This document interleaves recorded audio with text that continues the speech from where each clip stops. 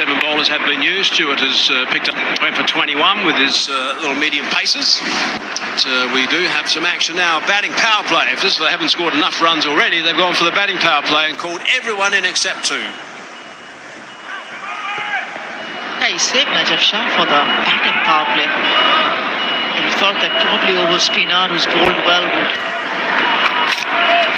be held back, but no. Shahid Afridi starts off with a boundary that he had probably eyed even before Najaf Shah had bowled the ball. I told you, Anjum, I told you, he's just going to couple out of the middle, hit a boundary or 2, and then he's going to start to unleash. That ball, wherever it was travelling.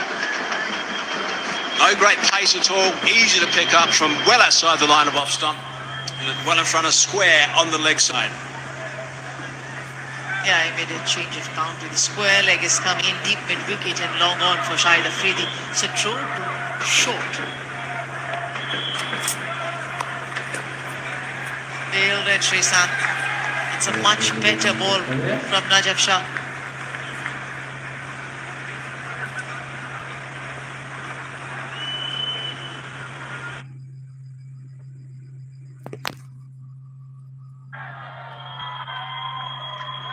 That's gone as well. Over number 8 on the lower side, and then again number 9. Normally they'd also escalate both those overs.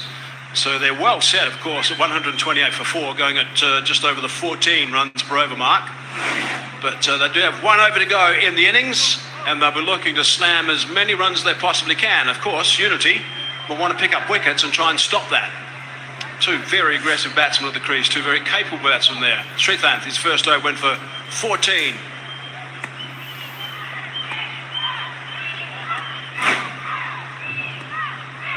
Sreesanth. Ball straight, that's a much better ball. Razak's on 5 at the moment. We haven't seen the best of him yet, but gee, he played well yesterday. Played very nicely. Short delivery from Fidel Edwards disappeared. 35 off 14 he got. It was a really good knock against the Texas Chargers. Some clean hitting on both sides. Really was a valuable knock. And Misbah Ulhaq was also surprised and of striking he saw from Abdul Razak. No one's ever doubted his abilities, but the fact that he propelled the scoring for the Warriors with the knock that he played, 35 not out, even surprised Misbah. You could hear it on the stump mic, like, oh wow, I never expected that, but that's good that it came through for Razak. Just lengthens that batting order, provide maximum. What about that crack off the bat? That was never in doubt for the moment it left the bat. It went high, yes, but the noise off that blade was a big shot. He's just absolutely blasted it. Lack of using the front arm by Sreesanth.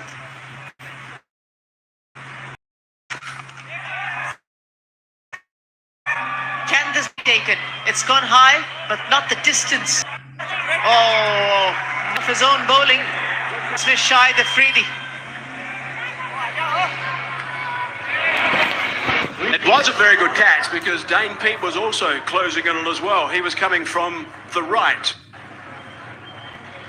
But Stewart was always the one that was in the better position. He was running in towards that on a direct line, whereas Dane Pete had to go in from the left of that screen. Bit of a call maybe, had to adjust at the last minute. It's a little bit blustery up there. Yeah, good grab. Nicely taken. Enterprise Afridi, 135 for 5.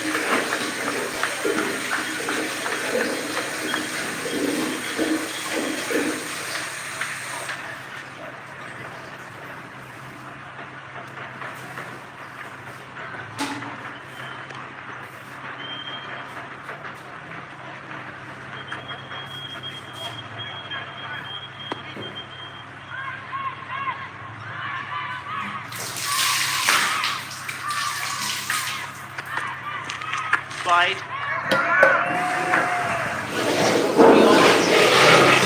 Actually been bowled reasonably well. Yes, the over spinner over was slightly expensive. The batting power play over came through from Najaf Shah, but the fielding has been top notch.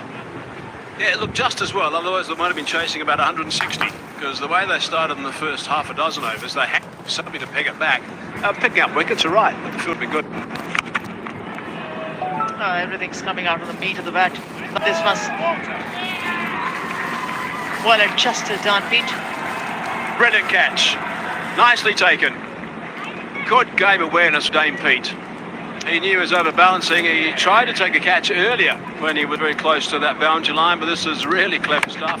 No problems whatsoever in doing this. He's underneath that, realizes he's going over, tossed it up in the air, brought that foot back inside, and did it all himself. With a big smile on his face as well. Nice catch. 136 for 6.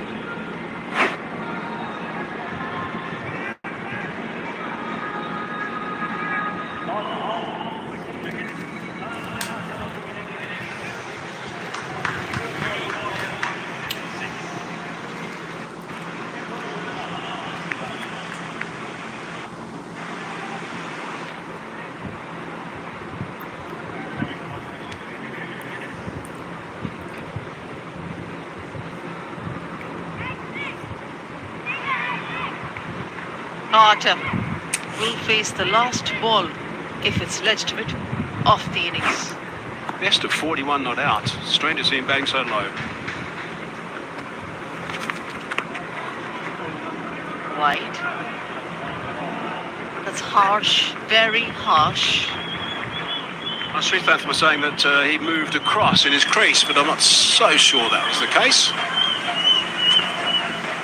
Very short run here. Let's look at the replay quickly. Yeah, maybe a tough call. It's the last ball hoiked onto the leg side. They're going to come back for a couple. So Carter's off the mark with 2. And they finish with 139. That is a very good total. Nicely worked. Out of the blocks quickly with the bat. Then they started losing wickets. But the damage is already done by the time they started losing wickets, because this total was always going to be a good one. And finishing on 139 is some going. Yes, very good batting. It started off with the openers, a knock of 31 between the two openers. And that also in quick time. 23 and 37 each for the openers. Richard Levy run out. Very first ball, he tried over. But it was been a steady partnership. Missed one Afridi and then Afridi and Razak. Jonathan Carter misses out again and back again in the top half of the batting order for the New York Warriors, despite putting in match-winning performances earlier in the tournament. 39 for 6 is a really good effort, and that means there's going to be some good partnerships here. 31, just 12 balls to stop between Akmal and Darshan, then 74, 30 balls, Misbah and Tilakaratna, and then 26 of 17 between Razak and also Headed. And it's good going for them. Did not bat Umboto as an all-rounder. 139 is good. Najaf Shah bowled the tough overs, came back in the batting power play as well to bowl his second. Srisang picking up 2 wickets in the last over. Naveen Stewart picked up a couple of wickets. He took some nice catches too in the first innings. He's down there with Aaron Holland. Yeah, we've got Naveen Stewart, who was brilliant with the ball today. 2 for 21, which is probably a little more expensive than he would have liked. But when you see what the score was, it wasn't too badly, and was it? Important wickets for you. Oh yeah, absolutely. It was amazing to actually get a chance to play against players that I would have seen on television for quite a number of years. The pressure was really on. I remember saying to the skipper, like, 1 out is another scary batsman keep coming in, and actually get 2 set batters at that time, I think was a really good holding job on my end for the team. 2 big names too, like Tilakaratna, Dilshan and Misbah or Haq. Like, add that to your record book. And they caught and bowled as well. Like, to keep a cool head under pressure like that, how hard is it to back up and actually fulfill the caught and bowled as a bowler? Actually, after going for 3 sixes, man, there's no way I was going to drop that. I actually made the call loud and clear early because I wanted it. You hit me a couple of sixes, but more from a team perspective to actually have two new batters at the wicket as opposed to two set batters going out. Because at one point it looked like 170 plus was on the cards, so you actually did restrict them quite well at the end. But let's talk about that catch as well when you got Shahid Afridi at the end. You looked like you enjoyed that one, that celebration. Oh, absolutely. Again, Shahid was set last over.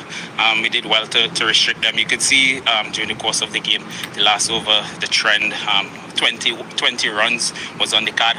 And to actually take that catch there again, I wanted it. I made my call abundantly clear and loud quite early and was happy. Once it sticks in his hands, there's no way it's coming. No way you were dropping that one. 140 is what you need. Considering the conditions out there, can you chase this down today? I think once we play the power play overs, those 18 deliveries, once we get the rate anywhere to around 12, we should be in for a good dash. To be fair, it's really, really humid. It's Masters cricket, so playing obviously 7 days on a trot so far, it has to tell at some point, and I hope in our favour it tells on there.